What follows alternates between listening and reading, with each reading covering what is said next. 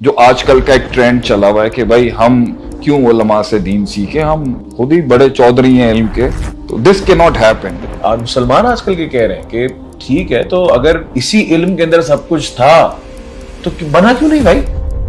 हमारे यहाँ इस दुनियादार तबके का एक प्रॉब्लम ये, वो रिजल्ट ओरिएंटेड इतना है कि वो प्रोसीजर ओरिएंटेड नहीं है। वो प्रोसीजर के हराम हलाल को देखना ही नहीं चाहता। क्रिप्टो ऊपर नीचे हुआ, पैसा आया पैसा गया, खालस, इट डजंट मैटर। दीन हमने इसलिए सीखा था कि जहां पर नाम लेना भी हराम है ना, वहां पर हम मनवा के आए भाईजान कि दिस इज द शरीयत and this is the divine doctrine, जिससे जो है ना आपका मामला स्टैब्लिश होगा। वहां ये वाला उसूल देगा अपने घर में एक बच्चा, मैं गंद करूंगा ठीक है आप करेंगे, क्यों भाई?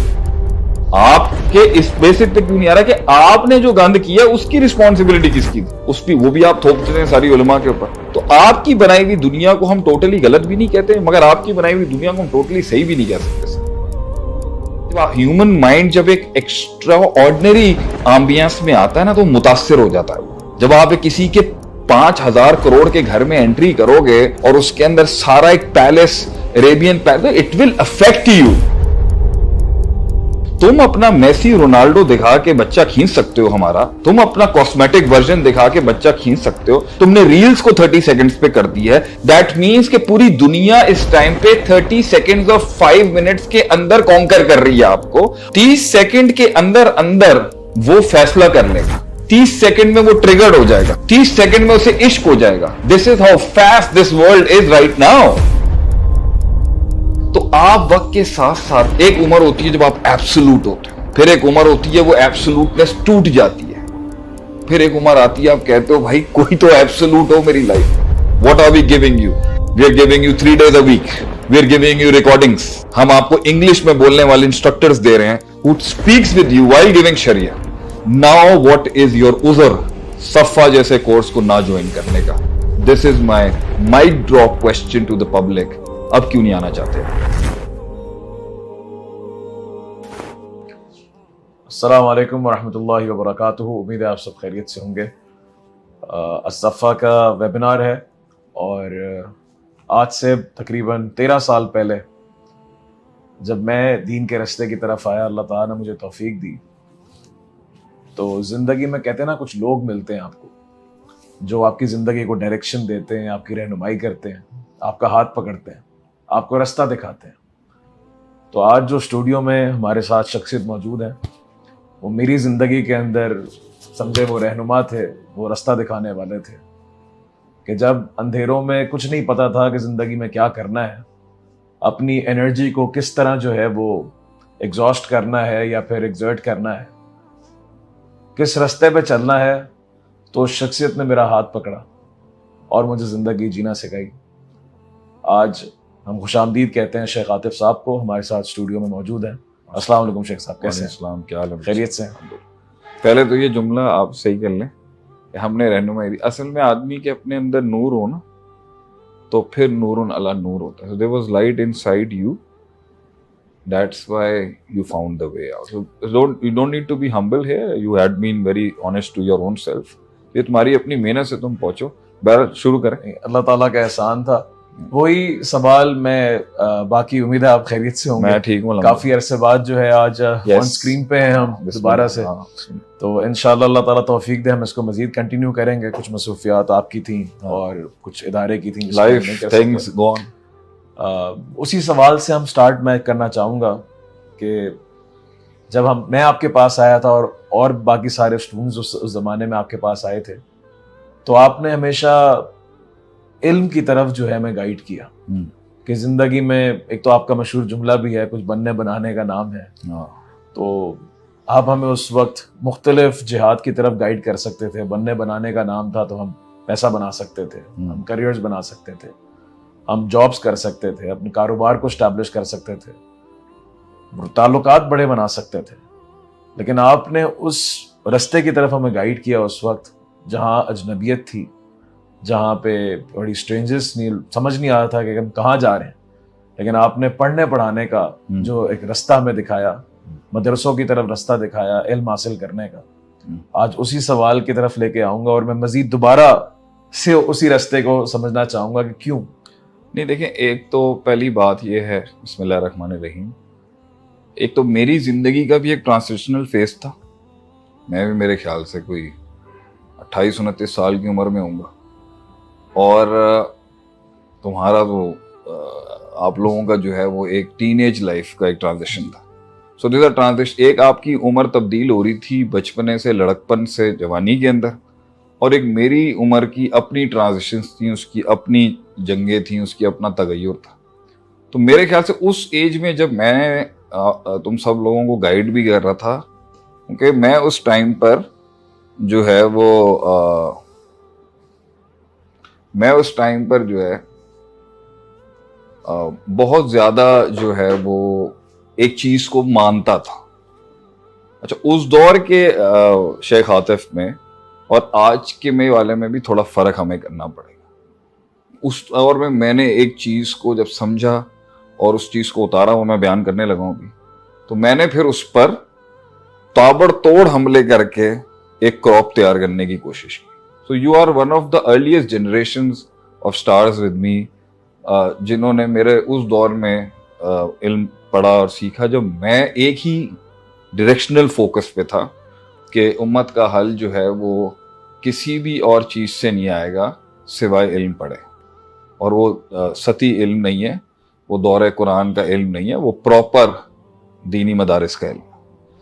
और एक आज है जिसमें मैं भी बहुत ट्रांजिशंस और से इवॉल्व होके आज फिर बैठा हूँ 43 साल की एज के अंदर। तो आज भी मेरा अगर कॉल ऑन उसी चीज को है तो वो डिफरेंट एक्सपीरियंशियल और डाइवर्सिटी से गुजरने के बाद। तो पहले का बताएं, आज का बताऊं या पहले का बताऊं? मैं तो दोबारा से रिवाइज करना चाहता हूं कि पहले भी, क्योंकि उस वक्त तो इतनी हैपनिंग थी लाइफ, उस वक्त तो आपने एक नए रास्ते पे हम चल गए और चलते रहे उस पे। लेकिन मुझे आज सवाल बजाते खुद भी है कि क्यों एक सारे देखो इस बात को छोड़ देखें। अभी एक सवाल आपने कहा ना कि आप चाहते तो हम पैसा तो बनाते, I think you are making a lot of money.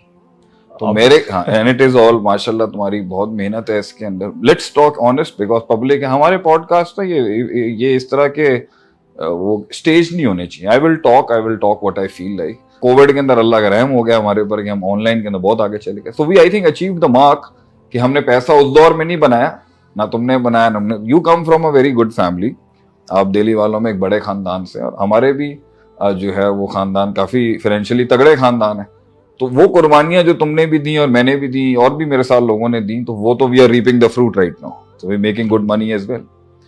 लेकिन उस दौर में जो डायरेक्शन इल्म की थी, उसकी बेसिक रीजन वाज कि मैं ये बिलीव करता था कि उम्मत की जो हायरार्की की सबसे टॉप ऑर्डर बेंच है ना, जिसने उम्मत को संभालना है, समझना है, इसको डायग्नोस करना है, इसके मसाइल को देखना है, फिर उसकी सिचुएशन एनालिसिस को देखना है, उसका फिकुल वाकया देखना है, उस सिचुएशन को हर क्रिटिकल एनालिसिस से उसने एनालाइज करना है, फिर उसको एक खास सांचे में डाल के उस खास रंग में से उसका दूसरा रंग निकालना है, शरीयत से उसका हल निकालना है। ये प्रोसीजर जो है ना, ये एक आम इंसान के हाथ में नहीं हम दे सकते।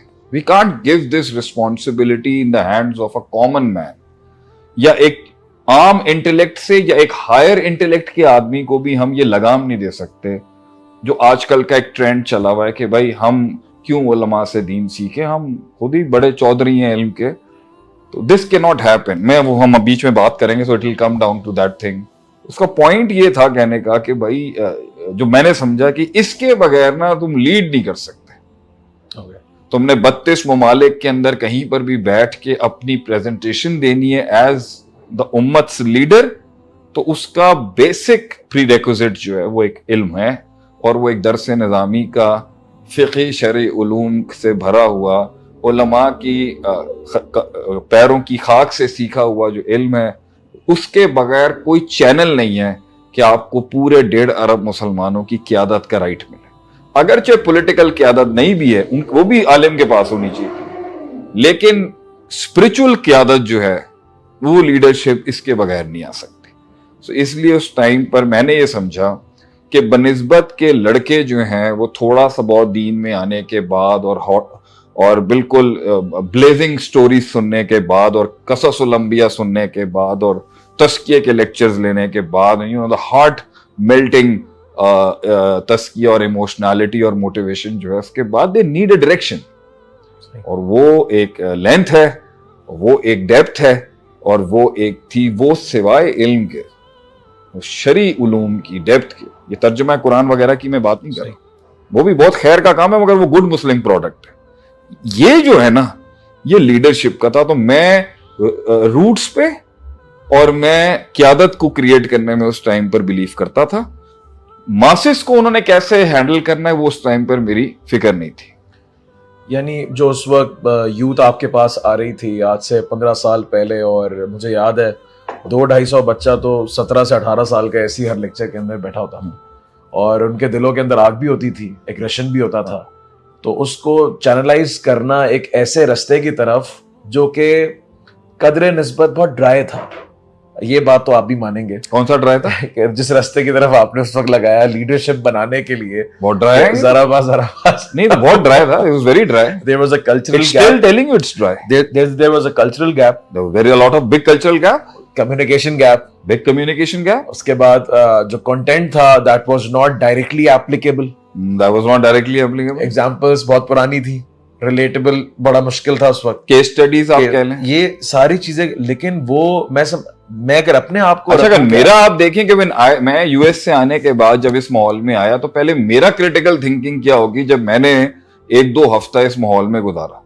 सो you are a generation, I think 15 years बाद ऑफ में, तो 15 साल में हमारे वालों की जो गैजेटरी है वो बहुत चेंज हो चुकी है। So my challenge for my self, इस पर भी बात होनी चाहिए। और the challenge you people had, जो मुझे तोड़ना था लाने के लिए, वो बहुत मुश्किल था। Because you are an O level student, how do you expect me कि लाइफ है, plus you come from such a big family. तो लेकिन ये लीडरशिप का सोचना कि इनको उम्मत की क़यादत करनी है, ये तो शॉर्ट टर्म तो कोई नहीं, शॉर्ट टर्म नहीं था, ये लॉन्ग टर्म था। लॉन्ग टर्म था, ड्राई था, और मुझे इस पे फुल एक्सपेक्टेशन थी कि लोग भागेंगे। 8 साल जो है वो मदरसे लगाएगा, उसके बाद जो है वो मार्केट के अंदर 8 साल नहीं भी आएगा, तो मैं ये सोचता था इसको शॉर्ट कर दिया जाए, छोटा कर दिया जाए, बट स्टिल जो 4-5 years का एक्सपेक्टेड टाइम पीरियड था, उसमें आई न्यू लोग भागेंगे, और लोग भागे भी। I think there is a big list of names, जो मेरे ख्याल से, ये जो तुम्हें हंसी आ रही है ना अभी बैठ के, मैं और तुम और वकी माशाल्लाह, मेरे ख्याल से बड़ी लिस्ट है जिस पर हम बहुत कभी कभी हंसते हैं। अच्छा, वो आज भी शायद, या पता नहीं हमारी उनकी जिंदगी में वो भी हम पर हंसते होंगे कभी कभी, तो हम भी हंसते हैं, क्योंकि वो इश्क कामिल ही नहीं हो सका कभी, वो कभी हो ही नहीं सका जो हमने थे। और उसमें बड़े नाम थे, और डीएचए के अंदर बड़े नाम थे, और आपकी बहुत नाम थे उसमें, जो आई थिंक दे आज भी कभी हम देखते हैं तो वो हो नहीं सका। ठीक है, उन्होंने एक डिफरेंट रास्ता चुना जिंदगी के अंदर, लेकिन मैं ये जरूर कहूंगा तुम लोगों की जनरेशन के बारे में, you are the last of the stars, जो कहते हैं ना, you were one of the last of the stars जिन्होंने उस तरीके से पढ़ा।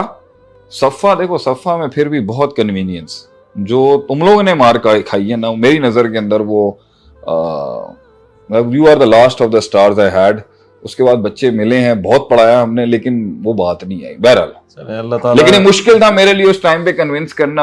I had a lot of challenges, so I ask you what convinced you, जब ना वो गैजेटरी थी ना वो मीन्स। अच्छा, मैं खुद भी एक कल्चर में लॉक था, जिस तरह आज मैं बात करता हूं, that time I was very much locked, because I had influences around me ना। सही, मैं एक प्योर मस्जिद में था, एक अंदर इंस्टीट्यूट था, एक मेरे ससुराल भी बहुत इल्मी खानदान का है, तो I had a lot of influences around me, तो मैं उस ओरा के अंदर ही पढ़ाता था, तो I had boundaries comparatively to today. I have a lot of boundaries to my self, लेकिन बहुत ज्यादा उस टाइम पे मेरी स्ट्रिक्टनेस थी बहुत चीजों की, उसके अंदर भी आई स्कोर्ड यू। डेफिनेटली। तो आप ये बताएं ना कि आपने लगाम क्यों दी थी? देखिए, एक 16-17 साल का अगर एक बच्चा है, और ऐसी बात है उसकी जिंदगी के अपने कुछ गुमूम होते हैं, कुछ हुमूम होते हैं, और एक एनर्जी होती है उसके अंदर, और उसको एक डायरेक्शन मिल रही है, और स्पिरिचुअलिटी और आखिरत अगर उसको अल्लाह ताला लेके आ रहा है, तो वो सही है। 2 साल तो मुझे पता ही नहीं चला था मदरसे में हो क्या रहा है। नहीं, देखें, माय क्वेश्चन, 2 साल बाद आंख पहली देखें। अब आप भाई, हम सवाल जो है ना, सवाल रिपीट कर देते हैं यहाँ पे, हमारी टीम भी बैठी हुई है यहाँ पे। टेबल पे स्टेक किया है अदील आरफीन के सामने, सब सुने, अगर जो सुन रहे हैं वो भी सुने। इस बच्चे के आगे स्टेक है फुटबॉल का, ये सॉकर में बहुत अच्छा था, फुटबॉल में अच्छा था। इसके वालिद साहब माशाल्लाह से बहुत बड़ी अच्छी बिजनेस फैमिली के हैं, कुछ नहीं करना था, सिर्फ जाके बैठना था, चेक साइन करने थे, काम हो जाता। स्पेयर पार्ट्स की फील्ड के लोग हैं ये। दिल्ली वाली बरादरी का एक बैकग्राउंड था, दिल्ली वालों की बहुत स्ट्रॉन्ग बैकअप थी, कहीं ना कहीं फिट ही हो जाना था। शादी भी was not an issue for you at that time, आप कोई मसला मसाइल नहीं था। उसके बाद आप ए लेवल्स करते, आप बैचलर्स करते, जो आपने किया माशाल्लाह से। You had a very high good priority of flying to US and UK, और वहां जाके मास्टर्स कर लेते, आप अपना बैचलर्स कर लेते, आगे जॉब मिल जाती है आपको बहुत अच्छा। तो आप तो पूरा लाइफ स्टाइल मीनवाइल थोड़ा बहुत अल्लाह अल्लाह करके भी गुजार सकते थे एट दैट टाइम। ग्राउंड बहुत अच्छी थी और दिमाग भी बड़ा तेज था। भाई आप ये बताओ ना कि उस टाइम के उस गरीब फकीर के आगे आपने कैसे, मतलब इफ यू लाइक, आप मुझसे पूछ रहे हो ना कि आपने हमें इस रास्ते में क्यों डाला, मैं पूछा तू चला क्यों? That greatness needs to be discuss. Podcast में हमेशा शेख हातिफ से क्यों पूछा जाता है कि आप बताएं कि उस्ताद जी आप बताएं कि क्या वो शान थी कि जिससे, मैं आज अपने बच्चों से पूछता हूं, वो बताएं ना भी कि व्हाट वाज दैट। ठीक है 2 साल नहीं होगा, मेरा कैरिज्मा भी होगा उसमें कुछ, सही, बिल्कुल मेरा कैरिज्मा भी था, मैं एक थोड़ी डिफरेंट मखलूक था, आग थी बड़ी, क्रिकेट भी खेलता था, फुटबॉल भी खेलता था, घुमाता फिरा हुआ था। That Sheikh Hatif back in 2010 9-10 was a lot different compared to what Allah then changed me and evolved me and improved me माशाल्लाह से। तो बट स्टिल एक कैरिज्मा होगा, 25-30% का कैरिज्मा होगा मेरी पर्सनालिटी का, कंटेंट का। उसमें आपने बहुत बात की थी कि जो उम्मत के हालात थे, जो एक जो ब्रॉडर पर्सपेक्टिव था जिंदगी का, कि उम्मत के हालात हैं और उसका हल जो है वो इल्म के साथ है। इसका हल जो बहुत, क्योंकि उस वक्त उस जमाने के अंदर भी देखें आपके पास एक इजी टारगेट है अदिल भाई, मैं आपको सिंपल कहता हूँ, बात कर लें थोड़ा सा, आप बुरा तो नहीं माना? नहीं आप तबलीगी जमात में चले गए, लोग चले जाते हैं, गए थे उसमें, लोग जाते हैं। कोई उस टाइम पर ये आपके कुरान एकेडमी बनी है डॉक्टर सार साहब की, वहां पर लोग जाके कोर्सेज करते थे, 1.5 महीने 1 साल के, वो अरबिक उसमें चलता था। You had options of even जो आप जमात इस्लामी ज्वाइन कर लें, आपको एक्टिविज्म भी मिल जाएगा और उनका एक एजुकेशनल विंग भी है। You had a lot of options on the ground. तो हमारे जैसा रूखा सूखा सिलेबस क्यों फॉलो करने की जरूरत? देखें अगर आपने इतनी खुल के बात करी दी है, देखिए जमात इस्लामी से तो मेरा एक्सपोजर था उस वक्त, आपकी फैमिली का बड़ा अच्छा एक्सपोजर था, मुझे पता था कि मुझे रैलीज भी पता थी जो उस जमाने में प्रोटेस्ट वगैरह। अच्छा ये आप क्लियर कर दें कि हम किसी नहीं कोई, मैं तो अब हम पर्सनल उस पे बात कर रहे हैं, नहीं कर रहे किसी को, नहीं सब अपनी जगह काम कर रहे हैं हम। लेकिन मैंने उस वक्त ये देखा कि भाई बहुत सारी चीजों के अंदर इमोशनैलिटी बहुत ज्यादा है, प्रिंसिपल अप्रोच नहीं लगी मुझे, टेक्निकलिटी फील होती, टेक्निकलिटी। देखें अपर लेवल पे हो, देखें एक्टिविज्म और तहरीक और सियासत, सियासी जमातों में, इस्लामी सियासी जमातों में तो टेक्निकलिटी बहुत दिखाई जाती है। देखिए I had a lot of avenues जहां पर मेरे इमोशंस को इस्तेमाल किया जा सकता था, और किया भी जाता है, देखें मैंने भी किया होगा। इमोशंस जो हैं वो तो जवान के इस्तेमाल हुए जाते हैं ना, जो आपका 15 से लेके 25 तक का बच्चा होता है, इसके तो उमड़ रहे होते हैं जज्बात। 35 से 50 वाले बुड्ढे जो हमें हैं, उनको तो नहीं आप कर दूंगे, वो तो मैच्योर हो रहे होते हैं ना, तो वो तो अब उनको तो फियर ऑफ अननोन बहुत ज्यादा होता है ना। 15 से 25 वालों को तो पता ही नहीं होता कि क्या होगा। This was one of the element, हम इसको कह सकते हैं लीप ऑफ फेथ था। लीप ऑफ फेथ है, रिस्क टेकिंग भी होती है, और रिस्क टेकिंग थोड़ी आसान, करेज इसलिए भी होती है, इट्स नॉट लाइक उसने जिंदगी के सारी चीजों को डिस्कवर किया हुआ होता है, वो बेचारा अनजाना होता है। तो I think ignorance is a bliss कह सकते हैं आप। Yes, ignorance was a bliss, you didn't know.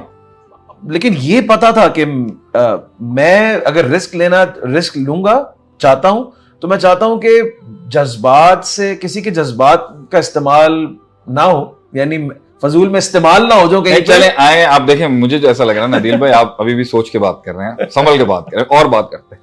देखें you also played safe there as well, आपने अपना बैचलर्स भी किया, वो बाद में किया, शायद वो बाद में किया। शुरू में जब पहले मदरसा किया? जी पहले उस ओ लेवल्स में था मैं। हाँ। उस वक्त चल क्या रहा था कि एक तरफ जो है वो चल रहा था जिहाद, ठीक है, sorry to use this word, अगर कोई मसला नहीं हो नहीं प्लीज गो। एक तरफ ये चल रहा था कि वहां पर रिक्रूटमेंट चल रही थी, अगर आपने उम्मत को बचाना है तो आप अपनी जान दे दें। कहीं पे चल रहा था कि अगर आपने उम्मत को बचाना है तो आप जो है वो लोगों को जो है वो जाके तबलीग करें, खिलाफत मूवमेंट डाले हैं। कहीं पे चल रहा था कि भाई इस उम्मत का एक ही हल है, अगर आप जो है हुकूमत चेंज कर देंगे, अगर आप उसमें कुछ करामत हो सकते हैं तो हालात बदल जाएंगे। सही। तो लेकिन इन तीनों के अंदर ये चीजें 50-50 70-70 साल से चल रही थी और लोग इसके अंदर अपनी अपनी जानें दे रहे थे, अल्लाह ताला उसको कबूल करने वाला है। लेकिन ग्राउंड पे क्या बना, किसने उनकी फैमिलीज को पूछा, क्या हुआ आगे, किस्सा वहीं खत्म। चले हम इसको और खूबसूरत बनाते हैं, let's make it more beautiful. वो लड़का जिसको फियर ऑफ द अननोन भी था, उसको नहीं पता था आगे लाइफ क्या होगी, शादी के बाद मसाइल क्या होंगे, ससुराल क्या होता है, बीवी क्या होती है, बच्चे क्या होते हैं, आगे मेरी प्रोफेशनल ड्राइव क्या होगी, मेरा अपना पर्सनल दिल कैसा हो जाए, he didn't know nothing. I think it was a pure कुछ तो था ना आगे बढ़ने के अंदर। हर में आग होती है, आप में भी होगी, और लोगों में भी होगी। यू जस्ट सेड के एक तो अच्छा दिल था, उसने अल्लाह को कबूल किया, सर्व वो करना चाहता था, और सब सर्व कर रहे हैं। हम किसी को बिलिटल नहीं करते, चाहे वो जिहाद में हो, तबलीग में हो, दावत में हो, किसी तरीके से भी खिदमत कर रहा है वो, इर्रिस्पेक्टिव, वो अल्लाह के हवाले है उसकी, अल्लाह कबूल फरमाए। But you gave in to something कि भाई दिस इज द रूट और मुझे नहीं पता। अब हम इसको फास्ट फॉरवर्ड करके आगे लेके आए तो फायदा देखें क्या हुआ। मैं फायदा सुना देता हूं पब्लिक को, मेरी तो आज बात ही नहीं करते। साथ में तुमने माशाल्लाह बैचलर्स भी किया जी, लेकिन पहले दरस निज़ामी किया नहीं। I was in O levels, तो आपने कहा कि भाई मदरसे से जना पढ़ना चाहिए, तो मैंने ओ लेवल्स फिर करने के बाद ए लेवल्स पूरा प्राइवेट किया, प्राइवेट सुबह मदरसे जाना। और सुबह मदरसे। ये स्ट्रगल रही 2 साल, ये हाँ 3 साल स्ट्रगल की है। 3 साल स्ट्रगल में ए लेवल्स किया मैंने, 1 साल एक्स्ट्रा लिया। हाँ। और क्योंकि सब्जेक्ट्स वही बड़े लिए थे। उस दौर में जो हमारा निब्रास का जो इंस्टीट्यूट था उसमें 2 साल पढ़ लिया था। उसमें वो आपसे प्राइवेटली अलग पढ़ रहा था, दोपहर में सुबह मदरसे होता था और शाम में ए लेवल्स होता था। अच्छा, ये 2 साल 2.5 साल ऐसे ये 3 साल गुजर गया। अच्छा, इसके बाद बैचलर्स भी साथ में किया? इसके बाद 2014 में, यस, आफ्टर 4 इयर्स फिर मैंने बैचलर्स मदरसे में 4 साल पढ़ लिया। हाँ। मदरसे के 4 साल पढ़ने के बाद 4 साल का बैचलर्स किया। हाँ। और साथ में जो है वो बिजनेस। चले हम यहाँ पे इसको एक मगर इस मतलब टोल था, there was the toll of it. तो यहाँ शरई उलूम का टोल था और यहाँ पे दुनियावी, दोनों साथ चल, दोनों साथ। कभी भी ऐसा नहीं हुआ कि एक चीज कर रहा था खाली। ये हम सुना रहे हैं ना लोगों को कि लाइफ क्या थी, what did you do and how people can learn what they have to do.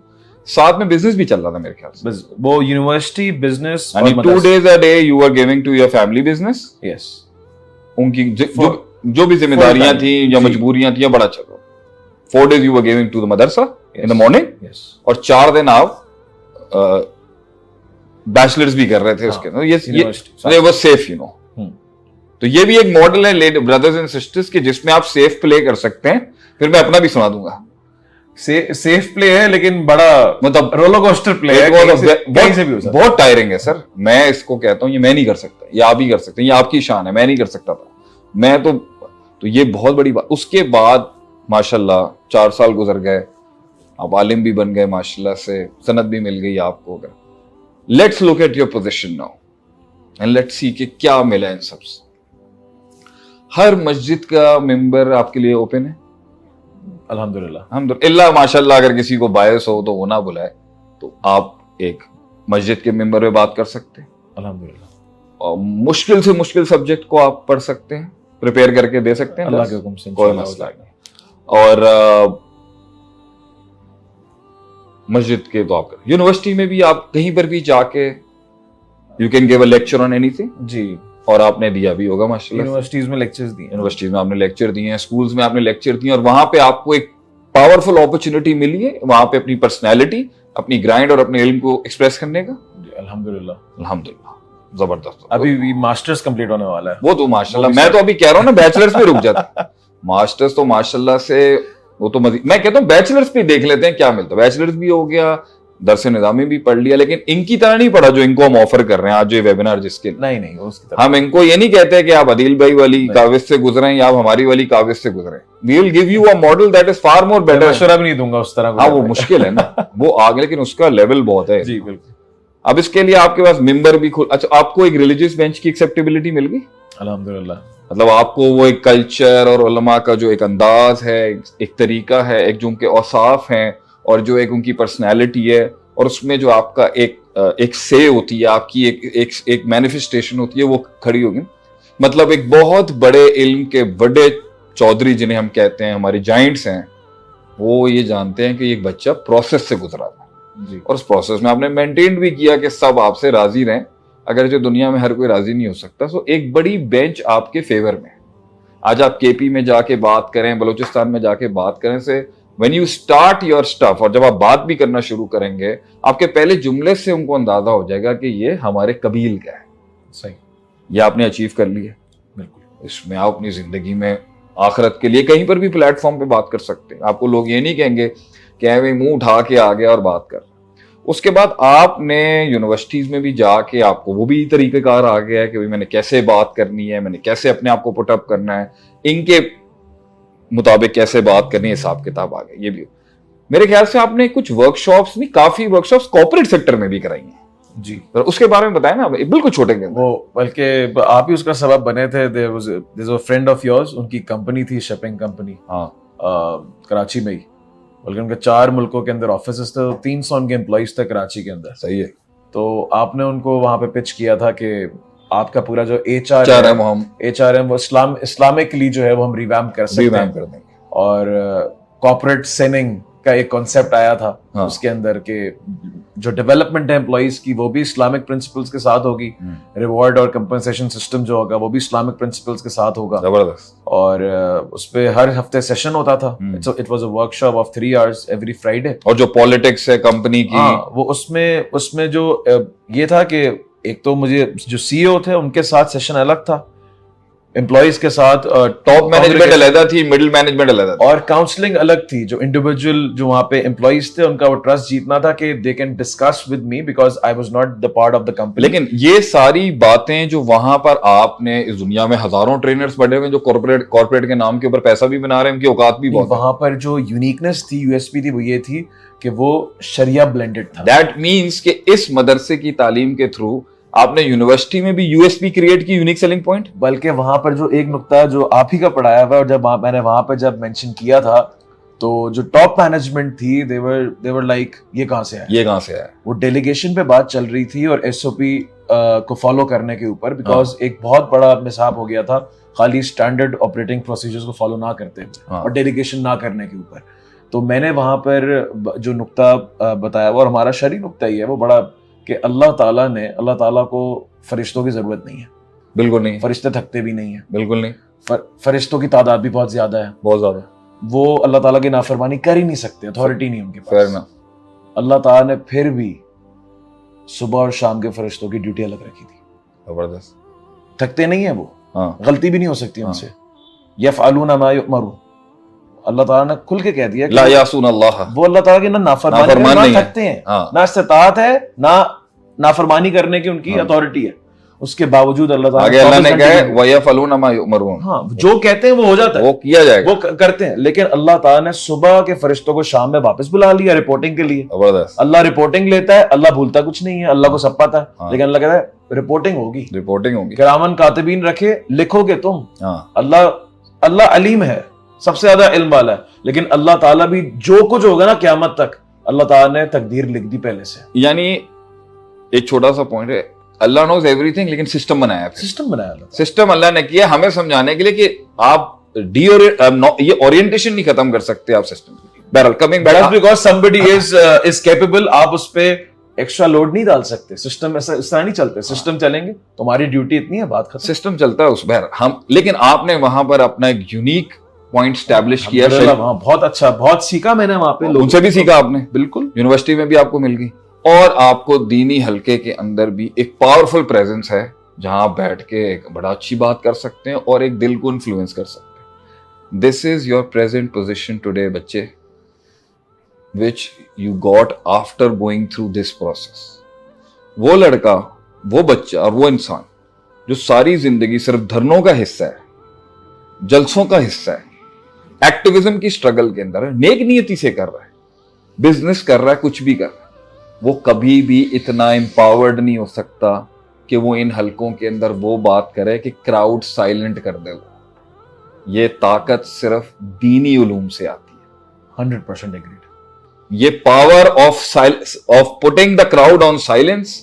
अब आप मुझसे भी पूछे ना कि भाई मैं I was into the mainstream शरिया उलूम ना, मैं उस स्टेज पर गया जो बिल्कुल ही इनसे डिफरेंट था जी। वो मोटिवेशनल इंस्पिरेशनल कोचिंग की स्टेज थी, वो लाइफ कोचिंग की स्टेज भी मेरा उससे लेना देना नहीं किसी हाल का। मैं तो पक्का ठक्का मौलवी आदमी, लेकिन जब इसी शरीयत को लेके मैं उस स्टेज पे पहुंचा तो आप देख लें मैं बड़ी बात नहीं करता, अंदर खाते के लोग जानते हैं, अल्लाह ताला ने दिलों में एहतराम इज्जत रखा है कि वो सबको पता है।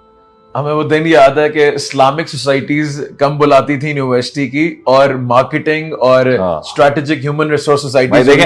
देखें आपने यूनिवर्सिटी में एंट्री मारी है, अच्छी बात है, तो आपको कैरेक्टर बिल्डिंग सोसाइटी तो एक इस्लामिक स्कॉलर को बुलाएगी ना जी, क्योंकि कैरेक्टर तो इस्लाम का 1/3 पोर्शन है, एथिक्स और अखलाकियात। तो वो जहां पर एक दुनिया के एथिकल वैल्यूज वाले ट्रेनर को बुलाएंगे, वो तो एक मौलवी को भी बुला लेंगे। उनका स्कोप जो है वो तो ऑनेस्टी, किरदार और यू नो दैट्स ओके। उधर भी मौलवी लोग जा रहे हैं, दीनदार लोग। तो इतनी लिबरल यूनिवर्सिटीज के अंदर और लिबरल हल्के में, या मार्केटिंग हो या एचआर हो या आपकी जो है वो अल्लाह भला करे पॉलिटिकल साइंसेज वाले, वहां पर आपको क्यों बुलाए? पॉलिटिकल साइंस में भी बुला लेंगे वो आपको, उनके शरीयत एज अल्लाह।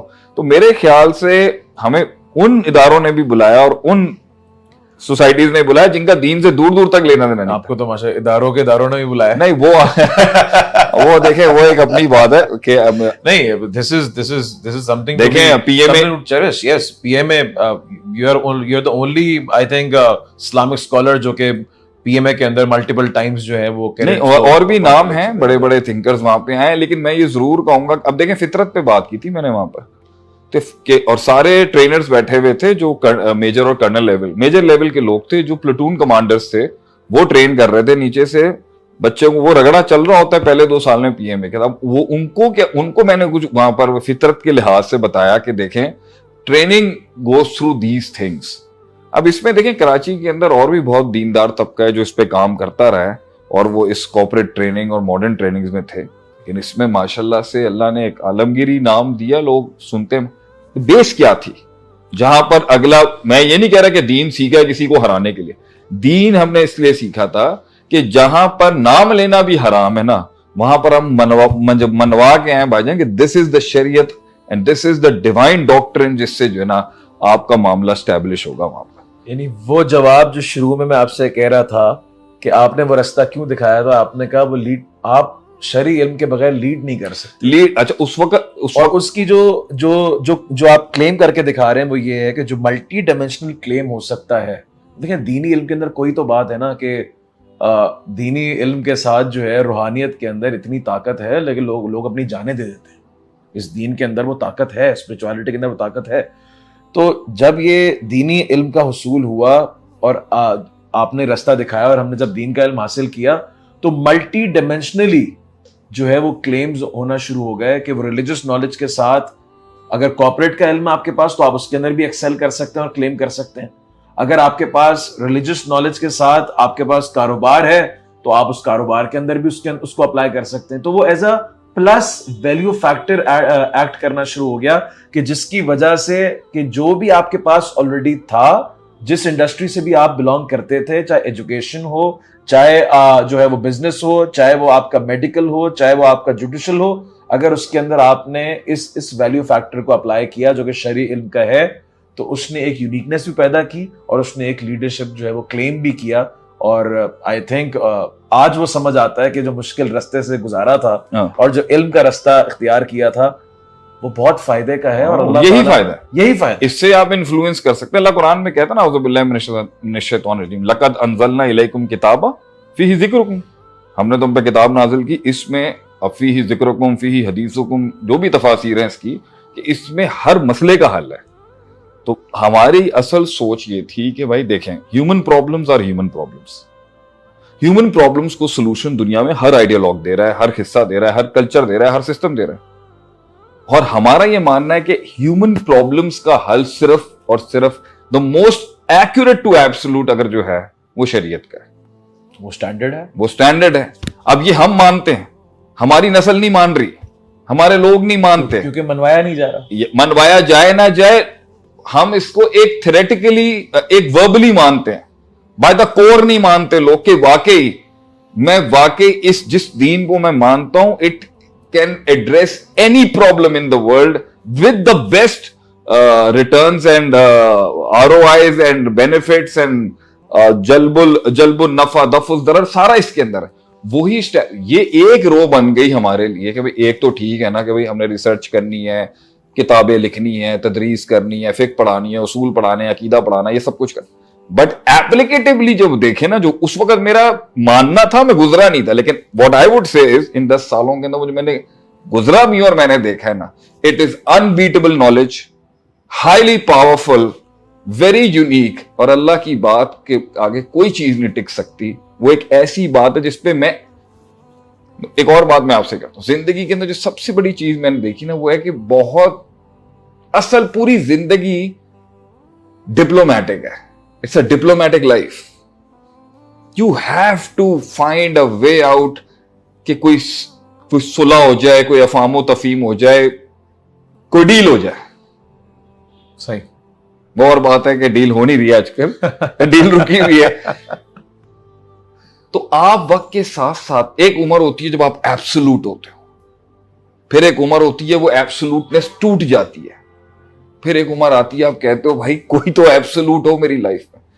अगर किसी चीज पर आदमी एब्सोल्यूट स्टांस ले सकता है और स्टैंड ले सकता है, जिसमें पूरी कायनात के आर्टिकल्स उसको सपोर्ट कर रहे होंगे, और आपका मन अंदर से ये कह रहा होगा कि I am not wrong, that's the शरीयत ऑफ अल्लाह।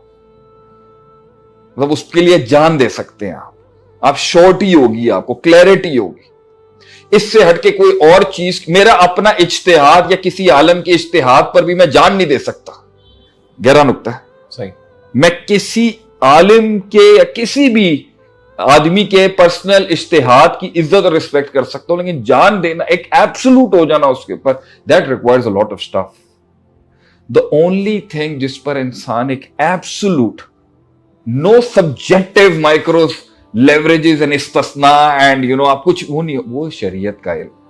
तो इसके पीछे खड़े होने में और इसके साथ खड़े होने में इज्जत भी बहुत है, वकार भी बहुत है, मकाम भी बहुत है। और जब भी मैंने इस दीन के साथ किसी जगह पर इसकी सब्जेक्ट, इसके कंटेंट और इसकी डेप्थ के साथ स्टैंड लिया ना, टिका नहीं कोई सामने। हज़रत उमर रज़ी अल्लाह ताला अन्हु का कॉल भी है ना, जब वो जेरूसलम फतह करने जा रहे थे, तो जब वो उस गुलाम ने कहा अमीरुल मोमिनीन आप ऊंट पे आ जाए, आप नीचे ना खड़े हो, उन्होंने कहा कि अल्लाह ताला ने हमें इज्जत जो दी है वो इस दीन के साथ दी है, इस दीन के अलावा हमें इज्जत नहीं दी। तो वो बल्कि जो एक बात आप करते थे उस जमाने के अंदर कि भाई ये तो सबको पता है कि कोई भी जब काफिर कुछ भी तरक्की करता है तो हम कहते हैं ये सब हमसे लिया, इसने ये सब हमसे ही लिया, हमारे इब्न क़य्यिम, इब्न तैमिया रहमहुल्लाह, इमाम गजाली, ये सारे पायनियर्स थे। ये केमिस्ट्री हो गई, फिजिक्स हो गई, हमारे बड़ों ने किया। हाँ। लेकिन बात ये है कि हम नवाब थे। अगर उसने लिया है, अगर उसने हमारे कंटेंट से लिया है, हम क्यों नहीं निकाल पा रहे? मैं देखें, यही मैं कहना चाहता हूं कि जितनी भी बुनियादें हैं ना आज वेस्टर्न उलूम की तरक्कियों की, उसकी बेस में मुसलमान स्कॉलर्स का खून है और उनका इल्म।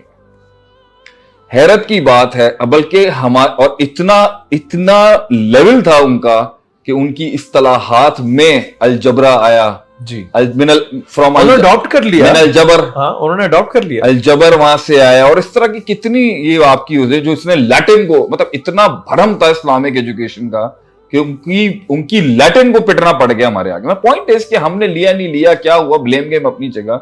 आई एम जस्ट सेइंग, जो लोग हमें सुन रहे हैं, कि अगर पूछें भाई क्या मोटिवेशन और क्या पर्सपेक्टिव है और क्या चीज है जिससे मैं आज अपनी जिंदगी किसी इदारे में दीनी उलूम पढ़ने को दूं, उसके पीछे आप ये भी देखें कि जहां मैंने आपको बताया कि ये दलील बहुत पावरफुल है। जैसे फॉर एग्जाम्पल मेरे घर में बहुत लोग मुझसे, मेरी दुनिया ही मुझसे, एक बड़ी दुनिया जो अपोज करती है हमें, एक टाइम आता है उन तनकीदों के अंदर और उन तहकीरों के अंदर और उन अदावतों के अंदर आपको सेल्फ डाउट आ जाएगा। ठीक। तो जो अल्लाह कहता है ना, ज़ालिकल किताबु ला रैब फी, कि दिस इज द बुक जिसके साथ जब तुम खड़े होगे ना तुम्हें डाउट नहीं आ सकता। तो इतनी सर्टेनिटी, इतनी श्योरिटी अपनी लाइफ के बारे में, अपने डिसीजंस के बारे में, अपनी अप्रोच के बारे में, अपनी स्ट्रेटजी के बारे में, अपने मैक्रोस के बारे में, अपनी माइक्रोस के बारे में, अपनी इनडेफिनिट्स के बारे में, अपनी डिफाइंड जोन्स के बारे में अगर हो सकता है ना, तो वो इस पर हो सकता है कि ये अल्लाह की बात है, मेरी और आपकी बात नहीं है। तो एक मैं एलिमेंट यही कहूंगा कि जो श्योरिटी और सर्टेनिटी लोगों को चाहिए ना लाइफ में, वो किसी बंदे के पीछे लगने से नहीं आ सकती। बड़ा गहरा नुक्ता है। सही। वो अल्लाह की बात के पीछे लगने से आ सकती है। I stand with the word of Allah, can never be wrong. मैं गलत हो सकता हूं, आप गलत हो सकते हैं, ये कायनात गलत हो सकती, अल्लाह गलत नहीं हो सकता। सो इफ अल्लाह सेज वमन यत्तकिल्लाह यजअल लहू मखरजा, ठीक है, और वयरज़ुकु मिन हैसु ला यहतसिब, एक और आयत में अल्लाह कहता है this means it will happen, इसमें नो डाउट अबाउट इट। इसकी मास्टरी लोग क्यों नहीं कर रहे? आपको पता है 30s के बाद जितने भी केसेस मेरे पास आते हैं और दुनिया में, वो डिप्रेशन के नहीं, वो सेल्फ डाउट के केसेस हैं। उनके 30s के बाद तो फ्लाइट ने जाना होता है, 20 से 30 तो एक्सपीरियंशियल उम्र होती है बर्बादियों की। 30s is when you take a decision. तो ये 30s वाले जो सुन रहे हैं ना, दिस इज फॉर देम।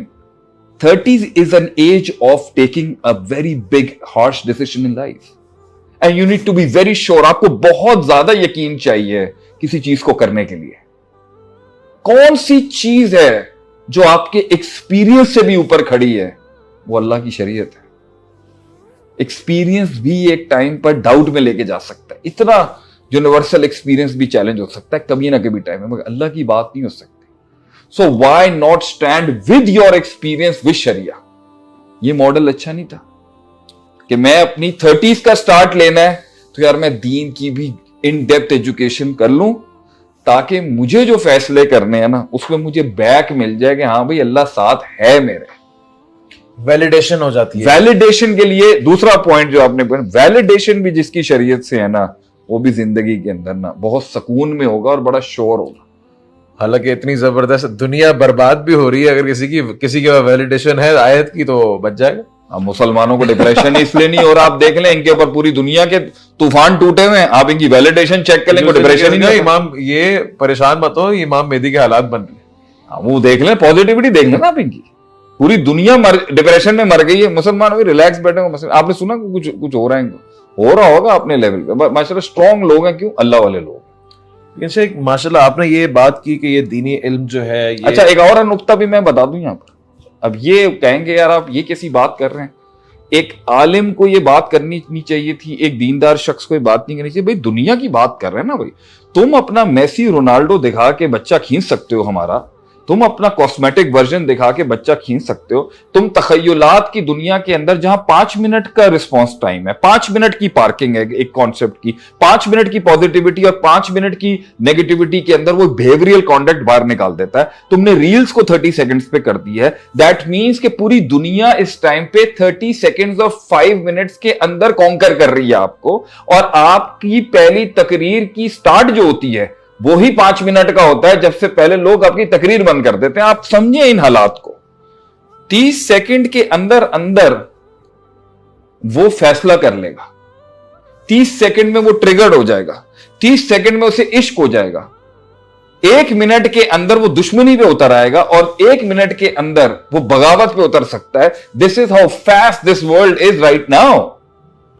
इसके अंदर आपका क्या इनपुट है उसको आप छोड़ें। मैं ये बात नहीं करता कि दीनी तबके का उसमें इनपुट क्या है। पॉइंट यहां पर यह है कि this is a big world, the social media and the influence in it. ये बात मैं इसलिए कर रहा हूं क्योंकि जो अब मैं बात करने जा रहा हूं, क्योंकि दुनिया हर शैतान हर वो हरबा अपना रहा है उनको खींचने के लिए, और हम क्यों नहीं हरबे अपना रहे उनको खींचने के लिए। तो अगर मटीरियलिस्टिक फैक्टर दिखा के किसी को खींचना है ना, तो मैं भी जजाओ सैयती असैयतु बिमिस्लिहा के तहत बात कर लेता हूं ना, कि बुराई को समटाइम दफ शर बिशर कर लेते हैं ना हम यहां पर, या अखफ शर कर लेते हैं कि बड़े ईवल को छोटे ईवल से मार लेते हैं। वो ये है कि अगर आज हम दुनियादार आदमी होते ना, तो रब की तौफीक से, ये हालांकि हदफ नहीं है, इल्म हासिल करने का हदफ शोहरत नहीं है, फेम नहीं है, पावर नहीं है, डोमिनेशन नहीं है, लेकिन ये बात मैं अपने पर्सपेक्टिव से जरूर बोलूंगा, क्या दुनियादार आदमी से लोग फैन हो सकते हैं, उसके दुनियादार आदमी के फॉलोअर्स हो सकते हैं, दुनियादार आदमी के जियाले नहीं हो सकते। दीन एक ऐसी अकीदत का नाम है, मैं कह रहा हूं ये गोल नहीं होना चाहिए, ये गोल नहीं होना चाहिए कि मैंने इसलिए दीन पढ़ना है कि लोग मेरे लिए जान दे दें। No no, I am just telling you, मैं दुनियादार होता और ये जिंदगी में ये सब कुछ ना होता, तो प्रोबेबली इतना प्यार, और जो इतना प्यार मिला, इतनी मोहब्बत मिली जो, और माशाल्लाह इतनी अदावतें और नफरतें भी जो मिली, तो गेम इतना इंटरेस्टिंग नहीं होता। एक स्कोप में लड़े होते। आज मैं किसी के पास भी जाता हूं तो आई सी, हाँ भाई बड़ी सल्तनत है, पैसा अच्छा है, गाड़ियां हैं, नाम है, मगर वो डिफाइंड है एक स्कोप में, और जिस दिन उसके दुश्मन खत्म हो जाएंगे उस दिन वो बोर हो जाएगा, यू नो। या अगर कॉन्कर कर लिया तब भी बोर हो जाएगा, कॉन्कर कर लेगा तब भी बोर हो जाएगा, दुश्मन खत्म हो गए तब भी बोर हो गया, गोल्स पूरे। मगर man can not be limited हबीबी, man has to go, person has to go. दीन आपको, और दीन की बुनियाद आपको एक larger than life area, horizon ही आपका इतना बड़ा होराइजन कर देती है कि आप बहुत छोटे नहीं रहते। मेरा तीसरा नुक्ता यह कि दीन आपको बोना नहीं रहने देता, ये दीन आपको ग्राउंड्स देता है, बैटल ग्राउंड्स देता है, खुद से लड़ने की और दूसरी चीजों से लड़ाई करने की। तो वो उसके अंदर जो है, आपका अंदर बहुत आपको बड़ी ग्राउंड मिलेगी, और जो इज्जत इस दीन को मिलती है वो एक दीन, दुनिया की उलूम के, आप पीएचडी बन जाए दुनिया के इल्म, आपका एक थिंकिंग पैराडाइम में डिफरेंट हो जाता है ना। जब आप इस्लाम की बात करते हैं तो फिर सर मैं आपको मैं ये जुमला कह देता हूँ जो मैंने भी लिहाज करके बात की है, जो इज्जत और एहतराम एक आलिम को ये जनाजे में मिलती है ना, एक आलिम, वो एक इंडस्ट्रियलिस्ट के जनाजे में नहीं होगी। एक फैक्ट्री के ओनर के जनाजे के अंदर इतना बंदा नहीं आएगा जितना एक शेखुल हदीस के जनाजे के अंदर एक पब्लिक आती है रोडों को क्रॉस करके पैदल। तारीख गवाह इसकी। इस पे इमाम अहमद बिन हंबल कहते थे ना, हमारे जनाजे बता देंगे कि क्या कौन कहां था और कौन क्या था। तो ये मैं कह रहा हूं, ये गोल और ऑब्जेक्टिव नहीं है कि मैं शोहरत कमाऊं, लेकिन इसके फवायदों में से एक फवायद ये है कि लोग दुआएं देने के लिए ना बहुत बंदे बैठे होंगे आपके लिए। वन ऑफ दैट प्रेमिस तो ये आपने सेट किया कि ये दीनी इल्म के जो है वो फवायद दुनिया के अंदर भी क्या है, आखिरत के अंदर भी क्या है। आप ये समझ लें कि देखें, जो उम्मत मुस्लिमा का जो हल है ना, वो टॉप बेंच क्रिएट करने से है। आप गुड मुस्लिम्स और नीचे के मॉडल्स के ऊपर दाई काम कर रहे हैं, दुआत काम कर रहे हैं, they doing a good job. Highest bench जहां से ऑर्डर रिलीज होगा ना उम्मत के चेंज का और उसकी एवोल्यूशन का और उसके मूवमेंट का और उसके, वो उलमा के हाथ में है, और उलमा ही इस उम्मत के असल बाप है। शेख फिर उलमा तो हैं और बड़ी कसरत से तैयार हो रहे हैं मदारिस के अंदर। पिछले 70 साल पाकिस्तान में, मैंने स्टैट्स पढ़ा था, जब पाकिस्तान बना था 70 साल पहले, 75 साल पहले, तो 9,000 मदरसे थे पूरे पाकिस्तान में। आज लाख को टच कर रही है रजिस्टर्ड मदरसों की तादाद।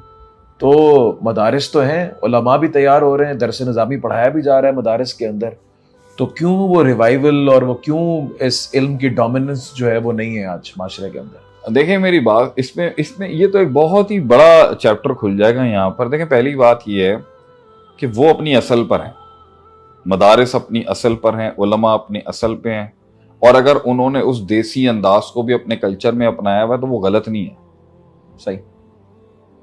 एक आलिम अगर वो देसी अंदाज में रह रहा है, लो प्रोफाइल, लो की उसकी जिंदगी है, छोटा घर है, कम खाना है, कम पीना है, कम हंसना है, कम बोलना है, कम एंगेजमेंट है, और दीन की खिदमत, he is not wrong, perfect, he is the perfect. Malik Faisal को जब हेनरी किसिंजर ने उसके साथ मजाक किया पेट्रोल पे या फ्यूल के ऊपर, तो वो उसको ले गया एक अपने प्योर डेजर्ट में जाके, उसने खेमे के अंदर उसको एक प्योर नेचुरल लाइफ पे जमीन पे बैठ के खजूर और कावा खाते हुए बोला, आए बैठे जी। तो उन्होंने बोला, जब उसने मजाक किया तो इन्होंने जवाब किया, this is from where I come from, हम बद्दू हैं, यहां से आए हुए हैं, वापस जिन महलों में वहां से वापस आ जाएंगे। सो हमारे लिए अपनी असल पे लौटना इतनी बड़ी बात नहीं है। हाँ, अगर मैंने कुओं में तीलियां जला के अगर ऑयल तुम्हारा ये फ्यूल जला दिया ना, तो पूरी वेस्टर्न डेमोक्रेसी कोलैप्स कर जाएगी। मेरे ख्याल से शायद वहीं से मलिक फैसल के डेथ वारंट जारी हो गए होंगे। सो पॉइंट इज के दीनी तबका, रिलीजियस ऑर्थोडॉक्सी जो है वो जिस हल्के में बैठी हुई है वो असल है। अगर मुसलमान अपनी असल पे लौट के कम खर्चे और उस सादगी में आएंगे तो ही तो वो इकोनॉमिकल और दूसरी पॉलिटिकल वॉर्स जीतेंगे आगे से, या जिहाद और किताल का जो मैदान है। तो देखिए, उनको कोसना is not the problem. Problem is कि क्या वो हार गए या नहीं हार गए। दे हैवंट लॉस्ट, मेरी नजर में वो डिफीटेड नहीं है। आज भी उनके पास जो पढ़ के, तो उन्होंने इल्म की प्रेजर्वेशन भी बहुत अच्छे अंदाज में की है, उन्होंने कल्चर की भी प्रेजर्वेशन की हुई है, और उन्होंने असल भी संभाल के रखी है। और अब पूरी दुनिया में निजाम, पॉलिटिक्स और ये सब कुछ जो चल रहा है होना, उन्होंने वो लेगेसी, ये जो नबी का फरमान है उसको अगली कौम तक पहुंचाने में बहुत बड़ा काम किया। प्रेजर्वेशन में आप उलमा को अगर उंगली उठाएंगे तो ये खयानत होगी, क्योंकि वो नबियों के वारिस हैं।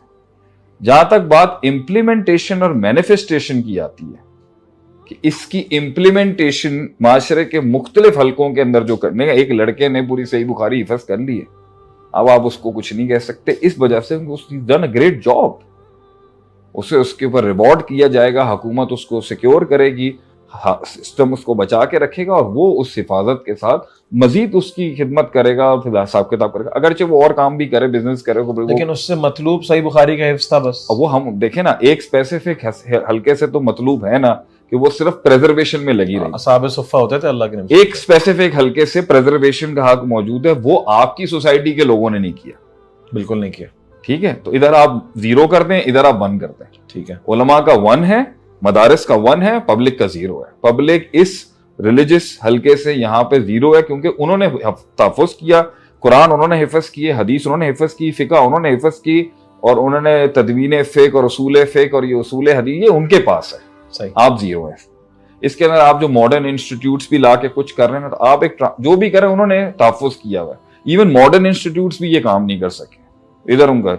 अब आते हैं इसके ऊपर के इसको जो है वो हुकूमत तक ले जाने, इसके साथ सिस्टम में इसकी पेनिट्रेशन के अंदर उनकी क्या पोजीशन है। तो इसके अंदर आप खुद सोचें, जो एक प्रिजर्व करने वाला बंदा होता है ना, उसको अगर आप ये वाली जॉब भी लगाएंगे ना, आपने भी खुद बोला कि जब मैंने 2 किश्तियों का मैं सवार था, मेरी जिंदगी मैं किसी को एडवाइस नहीं करूंगा। अब इसके ऊपर ये सोचना चाहिए था कि भाई ये बाहर आते, इसकी मजीद ये इंप्लीमेंटेशन का टॉपिक है। एक है प्रेजर्वेशन ऑफ दीन और एक है इंप्लीमेंटेशन ऑफ दीन। तो तनफीज और नाफिज करने का एक प्रोसीजर है एजुकेशन, और दूसरी है एक्सिक्यूशन, इनिशिएशन ऑफ तहरीक।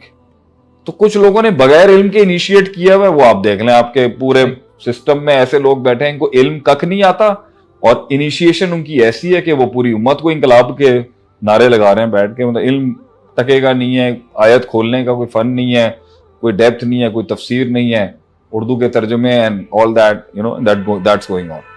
दूसरी ये, उन्होंने इल्म सीखा हुआ है मगर वो एक्सिक्यूशन में नहीं है। ये वाला हल्का जो वहां पर है कि भाई वो एक्टिविज्म में आ जाते हैं। उसमें और भी लोग हैं, कुछ मौलाना हजरात हैं जिन्होंने पॉलिटिकल पार्टीज बनाई हुई है, वो चला रहे हैं, उनकी मेहनत चल रही है, बट एक पाकिस्तान का सिस्टम।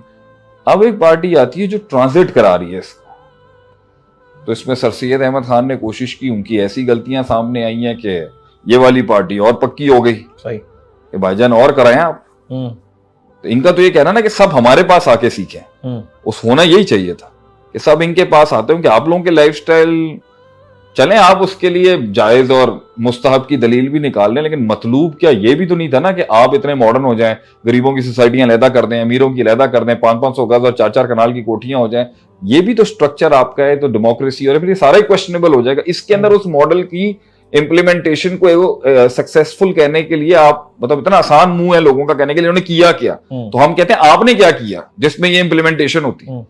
आप उन्हें उठा के भी ले जाते हो, आप उन्हें बैश भी करते हो, वो इजी टारगेट्स भी हैं, और फिर जिसको भी मुंह कुछ लगेगा उलमा को ये कहना शुरू हो जाएगा आपने क्या किया। हम कहते हैं आप, मतलब ये तो वही बात होगी ना भाई, मैं गंद करता रहूं आप ठीक करें, ये वाला उसूल देगा अपने घर में एक बच्चा, मैं गंद करूंगा ठीक आप करेंगे। क्यों भाई, आपके इस बेसिक पे क्यों नहीं आ रहा कि आपने जो गंद किया उसकी रिस्पॉन्सिबिलिटी किसकी थी, उसकी वो भी आप थोपते हैं सारी उलमा के ऊपर। तो if you want, this is right know the podcast चला गया एक मेरे अपने सिनारियो से जो सोसाइटी का एक बिगाड़ है उसके अंदर, इसका एक पार्ट में आऊंगा वो ट्रांजिशन वाले के ऊपर।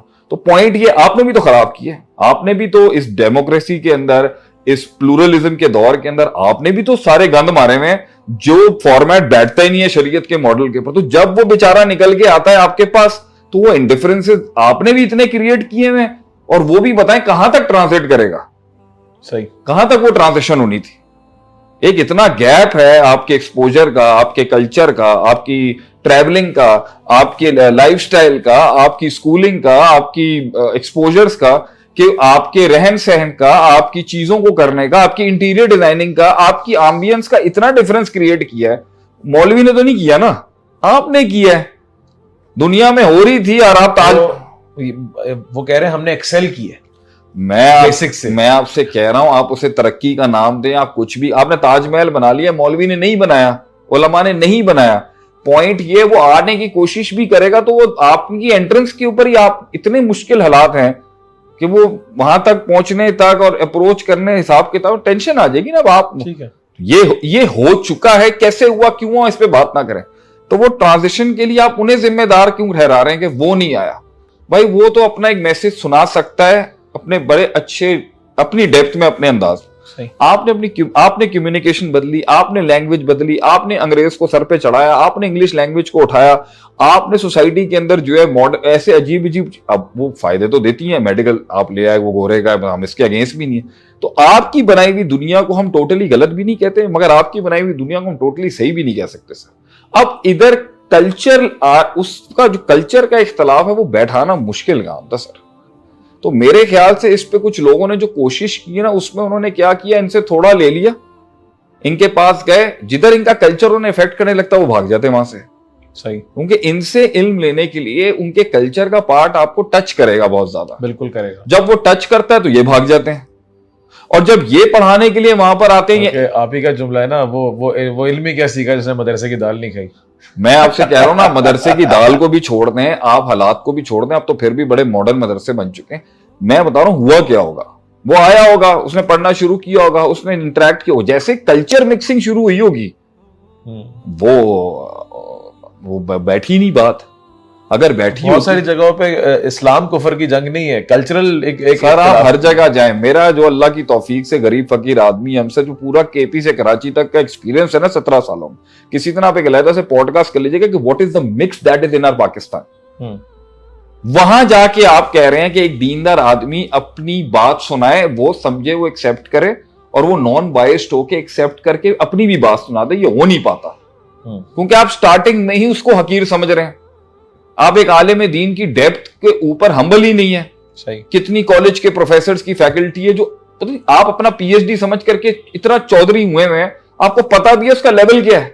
सही, अब वो उसको, अब उसका लेवल उसको समझाने के लिए, क्योंकि एक पीएचडी जिसने 12 साल 16 साल गला दिए हैं केमिकल इंजीनियरिंग में, वो पागल हो चुका है पढ़ पढ़ के। उसको आप ये कह रहे हैं तुम्हारा भी बाप है इस दुनिया में कोई एजुकेशन में, कैसे मानेगा वो, जो उनके जानने का नहीं है। क्योंकि मैं आपसे कह रहा हूं ना कि जब ह्यूमन माइंड जब एक एक्स्ट्रा ऑर्डिनरी एम्बियंस में आता है ना, तो मुतासिर हो जाता है वो, एंड दैट कहीं ना कहीं वो ग्रैंडियोसिटी, वो ग्रेटनेस, वो ताजीम बन जाती है, शिर्क भी बन जाती है, कभी कभी ताजीम का शिर्क बन जाती है। तो जब आप उस पावरफुल इंडिफरेंसेस से गुजर रहे होते हो ना, तो आपका एक माइंडसेट कहता है भाई this is the real deal, this is the real thing.